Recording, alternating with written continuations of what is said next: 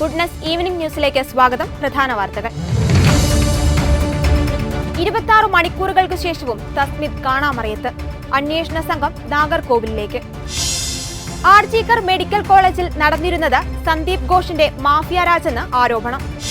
Hema committee റിപ്പോർട്ടിൽ police നടപടിയില്ലെന്ന് മുഖ്യമന്ത്രി.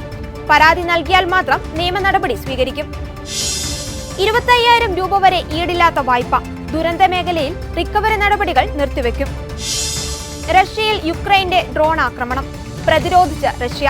നാശനഷ്ടങ്ങളോ ആളപായമോ ഇല്ലെന്ന് വിശദീകരണം. വാർത്തകൾ വിശദമായി. തിരുവനന്തപുരം കഴക്കൂട്ടത്ത് നിന്ന് കാണാതായ അസം സ്വദേശിനിയായ 13-കാരി തസ്മിത് തംസുവിനെ 26 മണിക്കൂറുകൾക്ക് ശേഷവും കണ്ടെത്താനായില്ല. കന്യാകുമാരി എക്സ്പ്രസിൽ കയറിയ തസ്മിത് പിന്നെ എങ്ങോട്ട് പോയെന്ന് വിവരമില്ല. കുട്ടി കന്യാകുമാരിയിലെത്തി എന്നതിന് സ്ഥിരീകരണമില്ലെന്നാണ് പോലീസ് അറിയിക്കുന്നത്. ഓട്ടോ ഡ്രൈവറുടെ മൊഴി സ്ഥിരീകരിക്കാനായിട്ടില്ലെന്ന് പോലീസ് അറിയിച്ചു. കന്യാകുമാരി റെയിൽവേ സ്റ്റേഷനിലെ CCTV ദൃശ്യങ്ങളുടെ പരിശോധനയും വിഫലമായി. കുട്ടിയെ കണ്ടെത്താനായില്ല. സ്റ്റേഷന്റെ പോർട്ടിക്കോയിലെ CCTV ദൃശ്യങ്ങൾ പരിശോധിക്കുമെന്ന് പോലീസ് അറിയിച്ചു. കുട്ടി എവിടെയെന്നതിൽ വ്യക്തമായ സൂചനകളില്ല.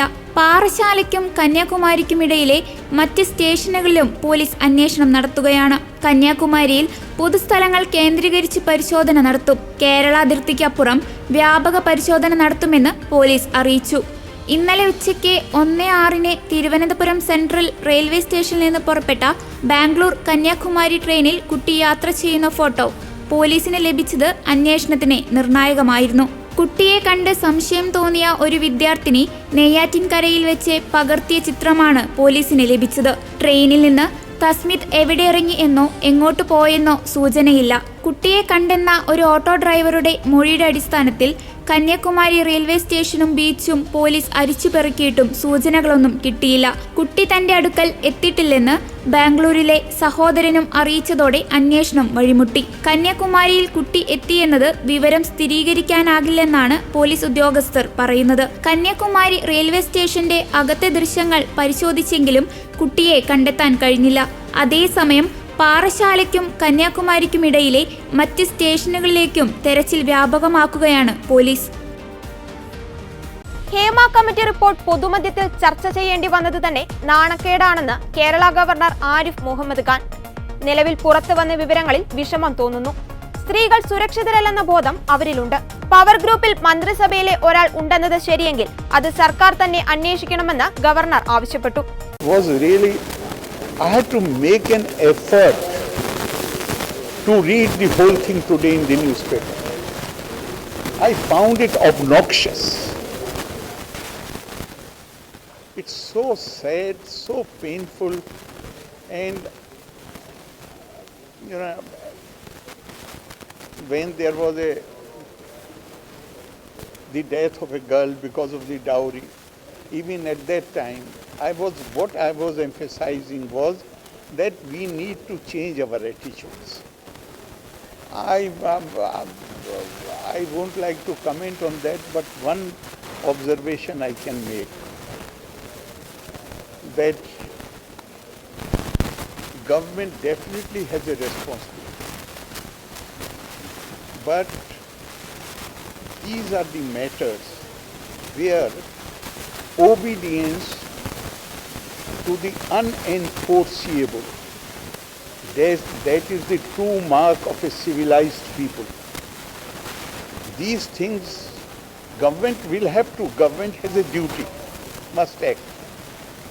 But where is our conscience? What is our own duty? What is the duty of the society? What is the duty of each one of us individual? How we treat our women in our own family? Why the women outside the family should be treated differently? So I will not go into these details.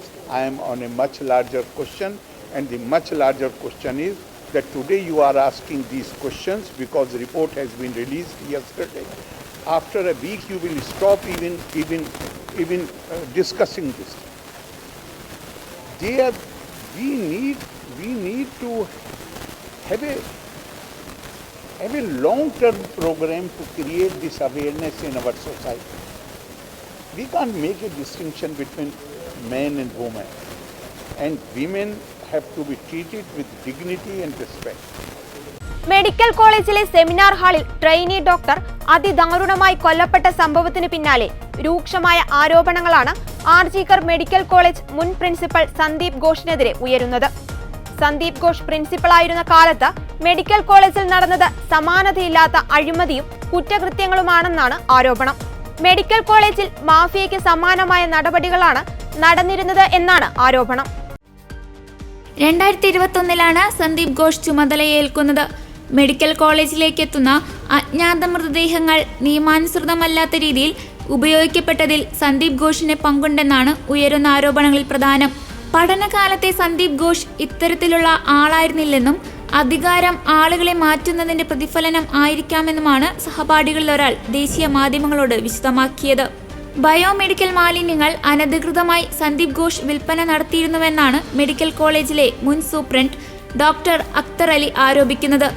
Rubber glove, saline ബോട്ടിലുകൾ, സിറിഞ്ചുകൾ, സൂചികൾ എന്നിവയുൾപ്പെടെയാണ് ഇത്തരത്തിൽ അനധികൃതമായി വിൽപ്പന നടത്തിയിരുന്നതെന്നും മുൻ superintendent വിശദമാക്കുന്നു. ഓരോ ദിവസവും 600 kilo വരെയുള്ള biomedical മാലിന്യമാണ് RG Kar medical കോളേജിൽ നിന്ന് ഇത്തരത്തിൽ വിൽപ്പന നടത്തിയിരുന്നതെന്നാണ് ആരോപണം. പരീക്ഷകളിൽ പരാജയപ്പെട്ട വിദ്യാർത്ഥികളെ പണം വാങ്ങി പാസ് മാർക്ക് നൽകുകയും കരാറുകാരിൽ നിന്ന് പണം പറ്റുകയും ചെയ്തിരുന്നുവെന്നും മുൻ സൂപ്രണ്ട് ആരോപിക്കുന്നു. ടെൻഡറുകളുടെ 20% കമ്മീഷൻ സന്ദീപ് ഘോഷ് കൈപ്പറ്റിയിരുന്നു. സന്ദീപ് ഘോഷിനെതിരെ പരാതിപ്പെട്ടതാണ് തനിക്ക് സ്ഥലം മാറ്റം ലഭിക്കാൻ കാരണമായതെന്നാണ് മുൻ സൂപ്രണ്ട് ആരോപിക്കുന്നത്. സിനിമാ മേഖലയിലെ സ്ത്രീകൾ നേരിടുന്ന പ്രശ്നങ്ങളുമായി ബന്ധപ്പെട്ട് പുറത്തുവിട്ട ജസ്റ്റിസ് ഹേമ കമ്മിറ്റി റിപ്പോർട്ടിലെ മൊഴിയുടെ അടിസ്ഥാനത്തിൽ പോലീസ് കേസെടുത്ത് അന്വേഷിക്കില്ലെന്ന് മുഖ്യമന്ത്രി പിണറായി വിജയൻ. കമ്മിറ്റിയിൽ മൊഴി നൽകിയ ഏതെങ്കിലും വനിത പരാതി നൽകാൻ തയ്യാറായി മുന്നോട്ടു വന്നാൽ സിനിമയിലെ എത്ര ഉന്നതനായാലും നിയമത്തിന് മുന്നിലെത്തിക്കുമെന്നും സർക്കാരിൽ നിന്ന് ഉചിതമായ ഇടപെടൽ ഉണ്ടാകുമെന്നും മുഖ്യമന്ത്രി പറഞ്ഞു. Task and we are glad to be a part of this journey. ചലച്ചിത്ര മേഖലയുമായി ബന്ധപ്പെട്ട് ചില ഗൗരവതരമായ വിഷയങ്ങൾ ഉയർന്നു വന്നപ്പോഴാണ് സർക്കാർ ഈ കമ്മിറ്റിയെ നിയോഗിച്ചത്. സിനിമാ മേഖലയിൽ പ്രവർത്തിക്കുന്ന വനിതകൾ നേരിടുന്ന പ്രശ്നങ്ങളും തൊഴിൽ സാഹചര്യവും പഠിച്ച് റിപ്പോർട്ട് സമർപ്പിക്കുന്നതിനായി റിട്ടയേർഡ് ജസ്റ്റിസ് ഹേമ അധ്യക്ഷയും സുപ്രസിദ്ധ സിനിമാ താരം ശാരദ, റിട്ടയേർഡ് IAS ഉദ്യോഗസ്ഥ KB വത്സലകുമാരി എന്നിവർ അംഗങ്ങളായുമുള്ള സമിതിയെ ചുമതലപ്പെടുത്തി. 2017 ജൂൺ 6 സർക്കാർ ഇതുമായി ബന്ധപ്പെട്ട ഉത്തരവ് പുറപ്പെടുവിച്ചത്. 6 മാസത്തിനുള്ളിൽ റിപ്പോർട്ട് സമർപ്പിക്കണമെന്നായിരുന്നു നിർദ്ദേശിച്ചത്. നിശ്ചിത സമയത്തിനുള്ളിൽ നടപടിക്രമങ്ങൾ പൂർത്തിയാവാത്തതിനാൽ കാലാവധി ദീർഘിപ്പിച്ച് നൽകി. 31/12/2019 റിപ്പോർട്ട് സമർപ്പിച്ചത്. ജസ്റ്റിസ് ഹേമ കമ്മിറ്റി റിപ്പോർട്ടിലെ ശുപാർശകൾ അതീവ പ്രാധാന്യം നൽകി നടപ്പിലാക്കാനാണ് സർക്കാർ ശ്രമിച്ചത്. അടിയന്തര സ്വഭാവത്തിൽ പരിഗണിക്കേണ്ടതും ഉടൻ പരിഹാരം കാണേണ്ടതുമായ പ്രശ്നങ്ങൾക്കാണ് ആദ്യഘട്ടത്തിൽ തീർപ്പുണ്ടാക്കിയത്. വിശദമായ പരിശോധനയിലൂടെ നടപ്പിലാക്കേണ്ട ശുപാർശകൾ തുടർന്ന് പരിഗണിച്ചു. റിപ്പോർട്ടിലെ ശുപാർശകൾ നടപ്പിലാക്കുന്നതിന് പൊതുമാർഗരേഖ കൊണ്ടുവരാൻ സർക്കാരിന് അധികാരമുണ്ടോ എന്ന പ്രശ്നം അഭിസംബോധന ചെയ്യാനാണ് അടുത്ത ഘട്ടത്തിൽ ശ്രമിച്ചത്.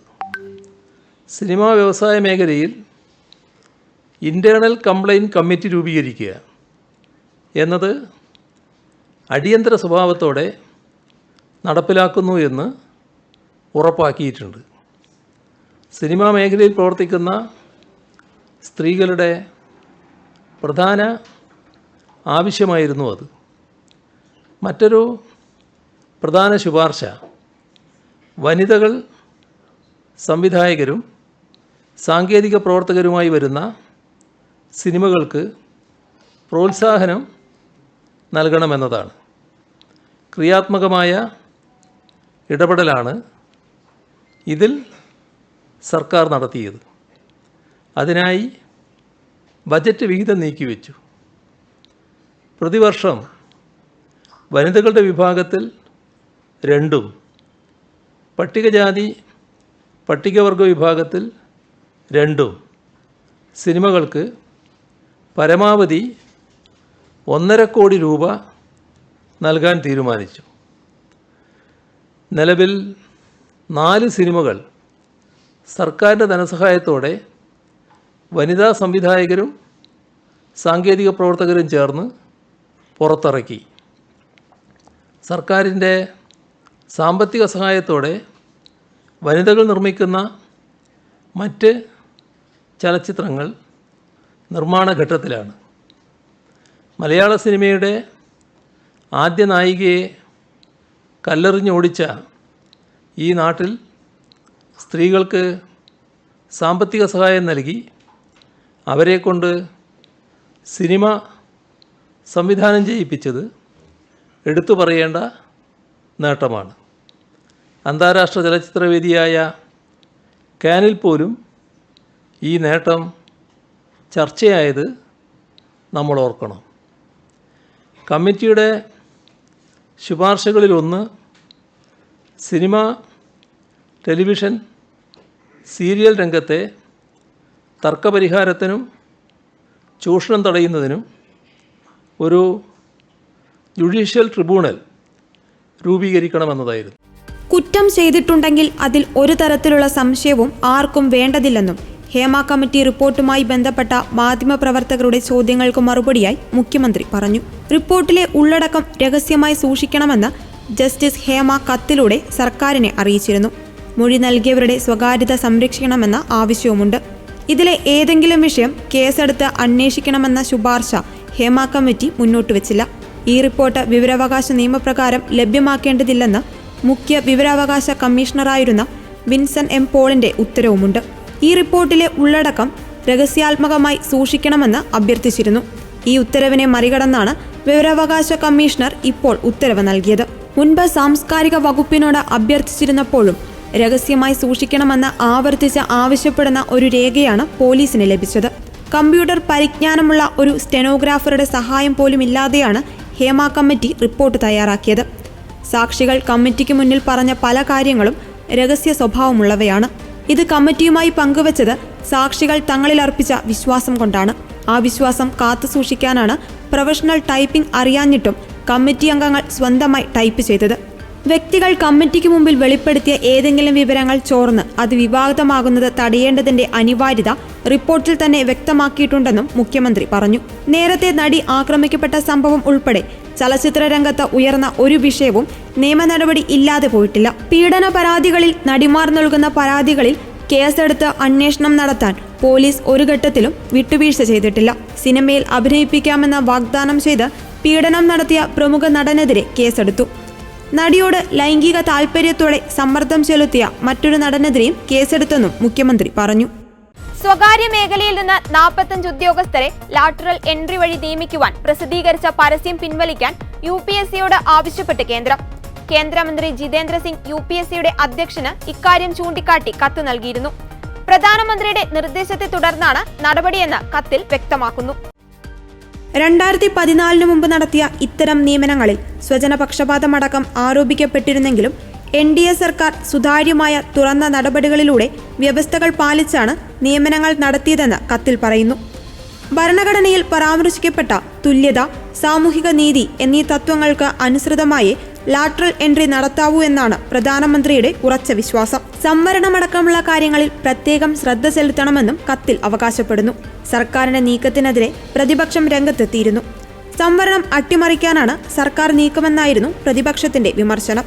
പ്രതിപക്ഷ വിമർശനത്തിനെതിരെ BJPയും കേന്ദ്ര സർക്കാരും രംഗത്തെത്തിയെങ്കിലും സഖ്യകക്ഷിയായ ചിരാഗ് പസ്വാനും നീക്കത്തിൽ ആശങ്ക രേഖപ്പെടുത്തി. ഇതിന് പിന്നാലെയാണ് വിവാദ നീക്കം പിൻവലിക്കുന്നത്. 10 ജോയിന്റ് സെക്രട്ടറിമാർ, 35 ഡയറക്ടർമാർ അല്ലെങ്കിൽ ഡെപ്യൂട്ടി സെക്രട്ടറിമാർ എന്നിവരെ സ്വകാര്യ മേഖലകളിൽ നിന്ന് നിയമിക്കാനായിരുന്നു കേന്ദ്ര തീരുമാനം. ആഭ്യന്തരം, ധനകാര്യം, ഇലക്ട്രോണിക്സ് ആൻഡ് IT, സ്റ്റീൽ തുടങ്ങിയ വകുപ്പുകളിലേക്കാണ് ജോയിന്റ് സെക്രട്ടറിമാരെ ക്ഷണിച്ചിരിക്കുന്നത്. ആഭ്യന്തരം, വിദ്യാഭ്യാസം, IT, കോർപ്പറേറ്റ് അഫയേഴ്സ്, വിദേശകാര്യം, സ്റ്റീൽ, ധനകാര്യം തുടങ്ങിയ വകുപ്പുകളിലേക്കായിരുന്നു 35 ഡയറക്ടർമാർ അല്ലെങ്കിൽ ഡെപ്യൂട്ടി സെക്രട്ടറിമാരുടെ നിയമനം. മലപ്പുറം പോലീസ് അസോസിയേഷൻ യോഗത്തിൽ ജില്ലാ പോലീസ് മേധാവിയെ അധിക്ഷേപിച്ച PV അൻവർ MLA-ക്കെതിരെ IPS അസോസിയേഷൻ. സേനാംഗങ്ങളുടെ യോഗത്തിൽ വെച്ച് വ്യക്തിപരമായി ഉദ്യോഗസ്ഥനെ അധിക്ഷേപിച്ചതിനെതിരെ ശക്തമായി പ്രതികരിക്കണമെന്നാണ് അസോസിയേഷൻ അംഗങ്ങളുടെ ആവശ്യം. പ്രമേയം പാസാക്കി മുഖ്യമന്ത്രിക്കും സ്പീക്കർക്കും നൽകണമെന്ന് അസോസിയേഷൻ ഭാരവാഹികൾ ആവശ്യപ്പെട്ടു. കഴിഞ്ഞ ദിവസം നടന്ന മലപ്പുറം ജില്ലാ പോലീസ് അസോസിയേഷൻ സമ്മേളന പരിപാടിക്ക് എത്താൻ വൈകിയതിൽ പ്രകോപിതനായാണ് ജില്ലാ പോലീസ് മേധാവിക്കെതിരെ PV അൻവർ രൂക്ഷ വിമർശനം നടത്തിയത്. IPS ഓഫീസർമാരുടെ പെരുമാറ്റം പോലീസ് സേനയ്ക്ക് ആകെ നാണക്കേടാണെന്ന് പറഞ്ഞുകൊണ്ടാണ് PV അൻവർ MLA രൂക്ഷ വിമർശനം നടത്തിയത്. MLA-യുടെ രൂക്ഷ വിമർശനത്തിന് പിന്നാലെ പരിപാടിയിലെ മുഖ്യപ്രഭാഷകനായിരുന്ന SP ശശിധരൻ ദീർഘപ്രഭാഷണത്തിന് തയ്യാറാവാതെ വേദി വിട്ടു. വാഹന പരിശോധന, മണ്ണെടുക്കലിന് ഉൾപ്പെടെ അനുമതി നൽകാത്തത്, തന്റെ പാർക്കിലെ റോപ്പ് വേ ഉണ്ടാക്കിയ ഉപകരണങ്ങൾ ഉൾപ്പെടെ കാണാതെ പോയിട്ടും അന്വേഷണം ഉണ്ടായിട്ടില്ല തുടങ്ങിയ കാര്യങ്ങൾ പറഞ്ഞാണ് IPS ഉദ്യോഗസ്ഥരെ PV അൻവർ രൂക്ഷമായി വിമർശിച്ചത്. ചില പോലീസുകാർ സ്വാർത്ഥ താൽപര്യത്തിന് വേണ്ടി പ്രവർത്തിക്കുകയാണ്, അതിൽ റിസർച്ച് നടത്തുകയാണവർ. സർക്കാരിനെ മോശമാക്കാൻ ചില പോലീസ് ഉദ്യോഗസ്ഥർ ശ്രമിക്കുകയാണ്. കേരളത്തെ ബുദ്ധിമുട്ടിക്കുക എന്ന കേന്ദ്രത്തിന്റെ ആവശ്യത്തിന് കുടപിടിക്കുന്നതാണ് ഇത്. ഇപ്പോൾ നടക്കുന്ന ഈ പരിപാടിക്ക് താൻ SP-യെ കാത്ത ഒരുപാട് സമയം കാത്തിരിക്കേണ്ടി വന്നു. അദ്ദേഹം ജോലി തിരക്കുള്ള ആളാണ്, അതാണ് കാരണമെങ്കിൽ ഓക്കെ. അല്ലാതെ താൻ കുറച്ചു സമയം ഇവിടെ ഇരിക്കട്ടെ എന്നാണ് ഉദ്ദേശിച്ചതെങ്കിൽ SP ആലോചിക്കണമെന്നും PV അൻവർ MLA രൂക്ഷ വിമർശനം നടത്തി. ഇങ്ങനെ പറയേണ്ടി വന്നതിൽ ബുദ്ധിമുട്ടുണ്ട്, പക്ഷേ പറയാതെ നിവൃത്തിയില്ല. പോലീസിന് മാറ്റം ഉണ്ടായേ തീരൂ, അല്ലെങ്കിൽ ജനം ഇടപെടുമെന്നും അൻവർ പറഞ്ഞു. റഷ്യയിൽ വ്യാപക ഡ്രോൺ ആക്രമണം നടത്തി യുക്രൈൻ.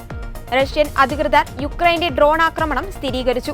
ബുധനാഴ്ച നടത്തിയ ആക്രമണത്തിൽ ക്രെംലിന്റെ തെക്കുമൂന്നും ബെറയാൻസ്ക് പ്രവിശ്യയുടെ അതിർത്തിയിൽ 15 ഡ്രോണുകളും റഷ്യയുടെ വ്യോമ പ്രതിരോധ സംവിധാനം തകർത്തതായി റഷ്യൻ അധികൃതർ അറിയിച്ചു. മോസ്കോയെ ലക്ഷ്യം വെച്ച 3 ഡ്രോണുകൾ പെഡോൾസ്ക് നഗരത്തിൽ വെച്ച് തകർത്തതായി മോസ്കോ മേയർ സെർജി സോബിയാനിൻ വ്യക്തമാക്കി. ഡ്രോണുകൾ വീഴ്ത്തിയെടുത്ത് ആളപായമോ നാശനഷ്ടമോ സംഭവിച്ചിട്ടില്ലെന്ന് മോസ്കോ മേയർ വ്യക്തമാക്കിയതായാണ് റിപ്പോർട്ട്. ബ്രയാൻസ്കിലും ആളപായമോ നാശനഷ്ടങ്ങളോ ഉണ്ടായിട്ടില്ലെന്നാണ് പ്രവിശ്യ ഗവർണർ അലക്സാണ്ടർ ബോഗോമാസ് ടെലഗ്രാമിൽ കുറിച്ചത്. മോസ്കോയുമായി വടക്കൻ അതിർത്തി പങ്കിടുന്ന ടുള പ്രവിശ്യയിൽ 2 യുക്രൈൻ ഡ്രോണുകൾ വീഴ്ത്തിയതായും റിപ്പോർട്ടുണ്ട്. യുക്രൈൻ തൊടുത്തുവിട്ട മിസൈൽ റഷ്യയുടെ തെക്കു പടിഞ്ഞാറൻ പ്രവിശ്യയായ റോസ്തോവിൽ വ്യോമ പ്രതിരോധ സംവിധാനം തകർത്തതായി ഗവർണർ വാസിലി ഗൊലുബേവ് വ്യക്തമാക്കി. ഇതിന്റെ ഭാഗമായി അനിഷ്ട സംഭവങ്ങളൊന്നും റിപ്പോർട്ട് ചെയ്തിട്ടില്ലെന്നും റിപ്പോർട്ടിലുണ്ട്. റഷ്യയിലേക്ക് യുക്രൈൻ എത്ര ഡ്രോണുകളും മിസൈലുകളും തൊടുത്തുവെന്ന നിലയിലുള്ള സ്ഥിരീകരണമില്ലെന്നാണ് റിപ്പോർട്ടുകൾ സൂചിപ്പിക്കുന്നത്. അടുത്ത കാലത്തായി റഷ്യയുടെ നേർക്ക് വ്യോമമാർഗമുള്ള ആക്രമണം യുക്രൈൻ ശക്തമാക്കിയിട്ടുണ്ട്. റഷ്യയുടെ യുദ്ധനീക്കത്തിന് കരുത്താകുന്ന സംവിധാനങ്ങളെ തകർക്കുകയാണ് ആക്രമണം കൊണ്ട് ലക്ഷ്യം വെക്കുന്നതെന്നാണ് യുക്രൈന്റെ വിശദീകരണം. യുക്രൈനിൽ തുടർച്ചയായി ആക്രമണം നടത്തുന്ന റഷ്യൻ നിലപാടിനോടുള്ള പ്രതികരണമാണ് ആക്രമണങ്ങളെന്നും യുക്രൈൻ നേരത്തെ വ്യക്തമാക്കിയിരുന്നു. വയനാട്ടിലെ ദുരന്ത മേഖലയിൽ റിക്കവറി നടപടികൾ തൽക്കാലം നിർത്തിവെക്കുമെന്ന് മുഖ്യമന്ത്രി പിണറായി വിജയൻ.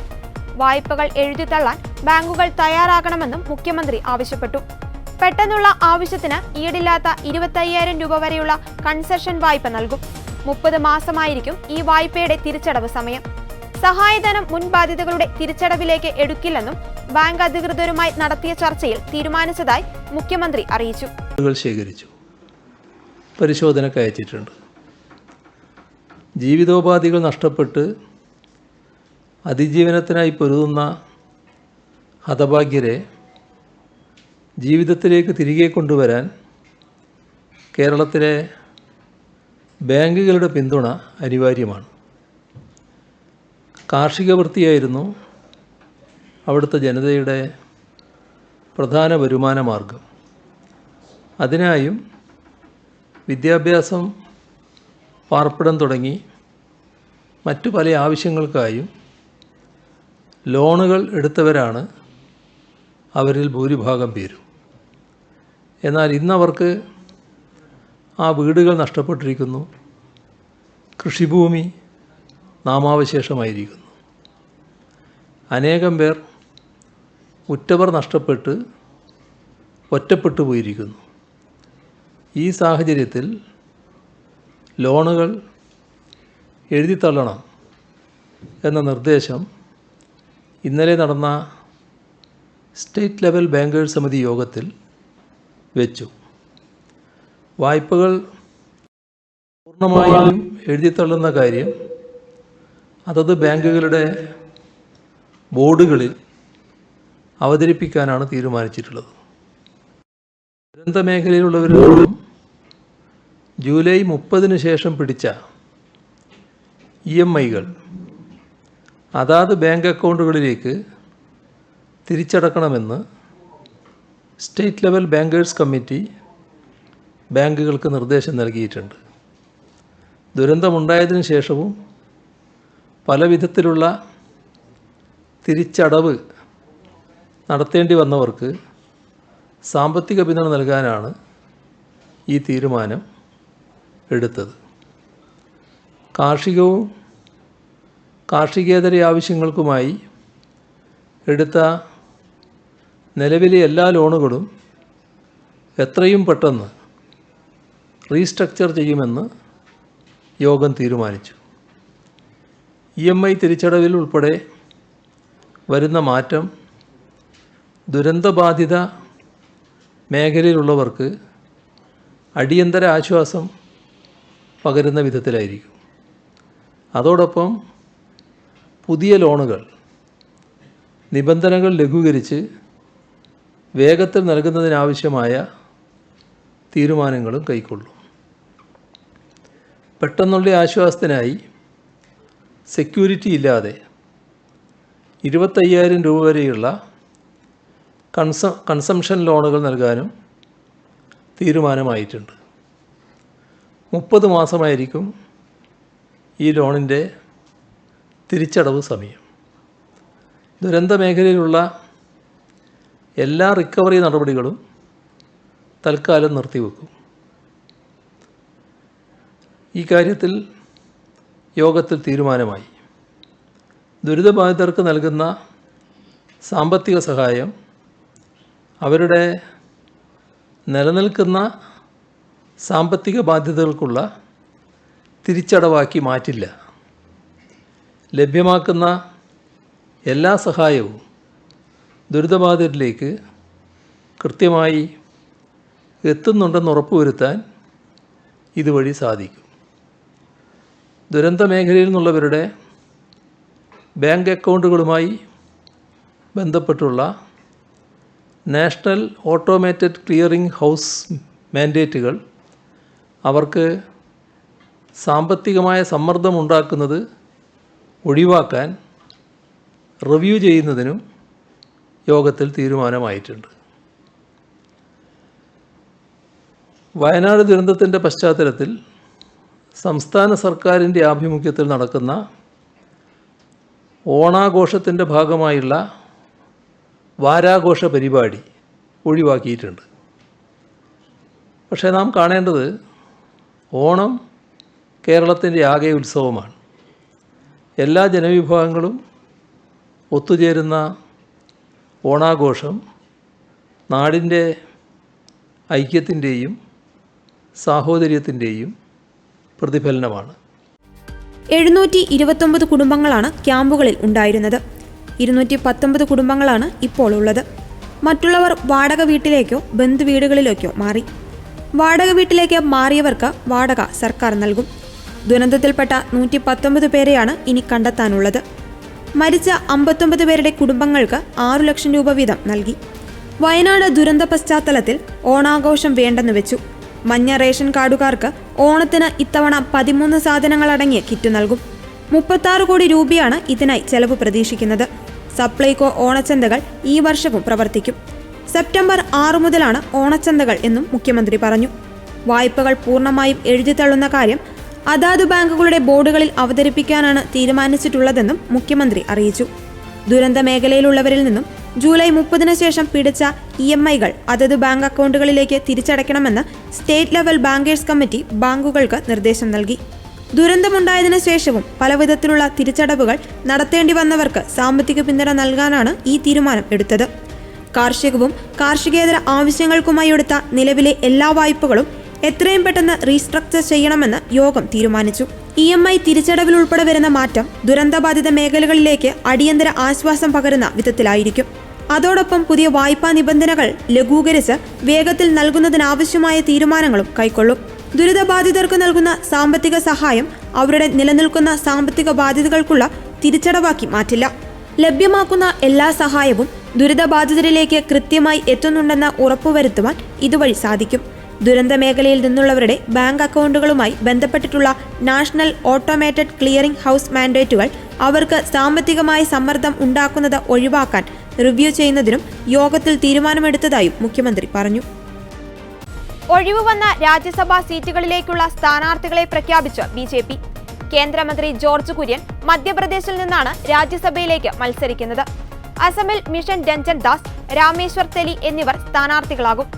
ബീഹാറിൽ മനൻ കുമാർ മിശ്ര, ഹരിയാനയിൽ കിരൺ ചൗധരി, മഹാരാഷ്ട്രയിൽ ധൈര്യശീൽ പട്ടേൽ, ഒഡീഷയിൽ മമതാ മോഹന്ത, രാജസ്ഥാനിൽ സർദാർ രവനീത് സിംഗ് ബിട്ടു, ത്രിപുരയിൽ രജീബ് ഭട്ടാചാരി എന്നിവരാണ് BJP സ്ഥാനാർത്ഥികൾ.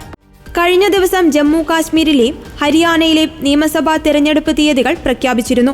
3 ഘട്ടങ്ങളിലായിരിക്കും ജമ്മു കാശ്മീരിൽ നിയമസഭാ തെരഞ്ഞെടുപ്പ് നടക്കുക. 1ാം ഘട്ടം സെപ്റ്റംബർ 18-നും 2ാം ഘട്ടം സെപ്റ്റംബർ 25-നും 3ാം ഘട്ടം ഒക്ടോബർ 1-നും നടക്കും. ഒക്ടോബർ 4-നായിരിക്കും ജമ്മു കാശ്മീരിലെ വോട്ടെണ്ണൽ നടക്കുക. ഹരിയാനയിൽ ഒക്ടോബർ 1-ന് ഒറ്റഘട്ടമായിട്ടാണ് വോട്ടെടുപ്പ് നടക്കുക. ഒക്ടോബർ 4-ന് തന്നെയായിരിക്കും ഹരിയാനയിലെ വോട്ടെണ്ണൽ നടക്കുക. നിയമസഭയുടെ കാലാവധി 5 മാസത്തിനിടെ പൂർത്തിയാകുന്ന 2 സംസ്ഥാനങ്ങളാണ് തെരഞ്ഞെടുപ്പിലേക്ക് നീങ്ങുന്നത്. ഇതിൽ ജമ്മു കാശ്മീരിലെ തെരഞ്ഞെടുപ്പ് നടപടികളാണ് ആദ്യം പൂർത്തിയാക്കേണ്ടത്. സെപ്റ്റംബർ 30-നുള്ളിൽ തെരഞ്ഞെടുപ്പ് പൂർത്തിയാക്കണമെന്ന് സുപ്രീം കോടതി നിർദ്ദേശിച്ചു. ജമ്മു കാശ്മീർ സന്ദർശിച്ച കമ്മീഷൻ സുരക്ഷാ സാഹചര്യങ്ങൾ കൂടി വിലയിരുത്തിയ ശേഷമാണ് പ്രഖ്യാപനത്തിലേക്ക് നീങ്ങുന്നത്. ലോക്സഭാ തെരഞ്ഞെടുപ്പിൽ മികച്ച പോളിംഗ് ശതമാനം രേഖപ്പെടുത്തിയതും അനുകൂല ഘടകമായി വിലയിരുത്തപ്പെടുന്നു. രാഷ്ട്രപതി ഭരണം, പുനഃസംഘടന തുടങ്ങിയ നടപടികളിൽപ്പെട്ട കാശ്മീരിൽ 10 വർഷത്തിന് ശേഷമാണ് തിരഞ്ഞെടുപ്പ് നടക്കുന്നത്. ഹരിയാനയിൽ നവംബർ 3-നും മഹാരാഷ്ട്രയിൽ നവംബർ 26-നും നിയമസഭയുടെ കാലാവധി കഴിയും. ഇതിൽ ആദ്യഘട്ടമായാണ് ഹരിയാനയിലെയും കാശ്മീരിലെയും തെരഞ്ഞെടുപ്പ് തീയതികൾ പ്രഖ്യാപിച്ചത്. മഹാരാഷ്ട്രയിലെയും ജാർഖണ്ഡിലെയും തെരഞ്ഞെടുപ്പ് തീയതി പിന്നീടായിരിക്കും പ്രഖ്യാപിക്കുക. കാശ്മീരിനൊപ്പം ഹരിയാനയും സന്ദർശിച്ച കമ്മീഷൻ മഹാരാഷ്ട്രയും ജാർഖണ്ഡും സന്ദർശിച്ചിരുന്നില്ല. ജാർഖണ്ഡിൽ ഡിസംബറിലെ നിയമസഭയുടെ കാലാവധി കഴിയുന്നതേയുള്ളൂ. വൈകി പ്രഖ്യാപിക്കുന്ന നിയമസഭാ തെരഞ്ഞെടുപ്പുകൾക്കൊപ്പം ഉപതെരഞ്ഞെടുപ്പുകളും പ്രഖ്യാപിക്കാനാകും സാധ്യത. കേരളത്തിൽ പാലക്കാട്, ചേലക്കര, വയനാട് എന്നിവിടങ്ങളിലും ഉപതെരഞ്ഞെടുപ്പുകൾ നടത്തേണ്ടതുണ്ട്. കള്ളപ്പണം വെളുപ്പിക്കൽ കേസിൽ BRS നേതാവ് K. കവിതയുടെ ജാമ്യഹർജി പരിഗണിക്കുന്നത് സുപ്രീം കോടതി ഓഗസ്റ്റ് 27-ലേക്ക് മാറ്റി. കവിതയുടെ ജാമ്യാപേക്ഷയിൽ സുപ്രീം കോടതി ആവശ്യപ്പെട്ട മറുപടി വ്യാഴാഴ്ച നൽകാമെന്ന് എൻഫോഴ്സ്മെന്റ് ഡയറക്ടറേറ്റ് അറിയിച്ചതിനെ തുടർന്നാണ് ജാമ്യഹർജി മാറ്റിവെച്ചത്. കേസിൽ ജാമ്യം നിഷേധിച്ച ഡൽഹി ഹൈക്കോടതിയുടെ വിധിയെ ചോദ്യം ചെയ്തായിരുന്നു കവിത സുപ്രീം കോടതിയെ സമീപിച്ചത്. Justice BR Gavai, KV Viswanathan എന്നിവരടങ്ങിയ ബെഞ്ചാണ് ജാമ്യഹർജി പരിഗണിച്ചത്. CBIയുടെ എതിർ സത്യവാങ്മൂലം കോടതിയിൽ സമർപ്പിച്ചിട്ടുണ്ടെന്ന് EDക്കും CBIക്കും വേണ്ടി ഹാജരായ additional solicitor general SV Raju പറഞ്ഞു. തുടർന്ന് EDയുടെ എതിർ സത്യവാങ്മൂലം സമർപ്പിക്കാൻ 2 ദിവസത്തെ അവധി ചോദിക്കുകയായിരുന്നുവെന്നും അദ്ദേഹം പറഞ്ഞു. 5 മാസമായി കവിത ജയിലിലാണെന്ന് അഭിഭാഷകനായ മുകുൾ റോത്തഗി വാദിച്ചു. ഡൽഹി മുഖ്യമന്ത്രി അരവിന്ദ് കെജ്രിവാളിന്റെയും ആം ആദ്മി പാർട്ടി നേതാവ് മനീഷ് സിസോദിയുടെയും കേസിലെ സുപ്രീം കോടതി വിധികളും ഉത്തരവുകളും ഉദ്ധരിച്ചാണ് റോത്തഗി കവിതയുടെ ജാമ്യത്തിനു വേണ്ടി വാദിച്ചത്. മനീഷ് സിസോദിയയ്ക്ക് ജാമ്യം നൽകിയതും റോത്തഗി ചൂണ്ടിക്കാട്ടി. മാർച്ച് 15-നാണ് ED കവിതയെ അറസ്റ്റ് ചെയ്തത്. ഏപ്രിൽ 11-ന് CBIയും കവിതയെ കസ്റ്റഡിയിലെടുത്തു. കവിത, രാഘവ് മകുന്ദ, MS റെഡ്ഡി, ശരത് റെഡ്ഡി എന്നിവരുടെ പങ്കാളിത്തത്തിലുള്ള സൗത്ത് ഗ്രൂപ്പ് AAPയുടെ വിജയ് നായർക്ക് 100 കോടി നൽകിയെന്നാണ് കുറ്റപത്രത്തിൽ പറയുന്നത്. കവിതയുടെ നീക്കങ്ങളെല്ലാം കേസിൽ പ്രതിയായ അരുൺ രാമചന്ദ്രനെ മുൻനിർത്തിയായിരുന്നുവെന്നും കുറ്റപത്രത്തിൽ ചൂണ്ടിക്കാട്ടുന്നു. ഇതോടെ ഗുഡ്നസ് ഈവനിംഗ് ന്യൂസ് ഇവിടെ പൂർണ്ണമാകുന്നു. കൂടുതൽ വാർത്താ അപ്ഡേറ്റുകൾക്കായി ഗുഡ്നസ് ന്യൂസ് ചാനൽ സന്ദർശിക്കുക.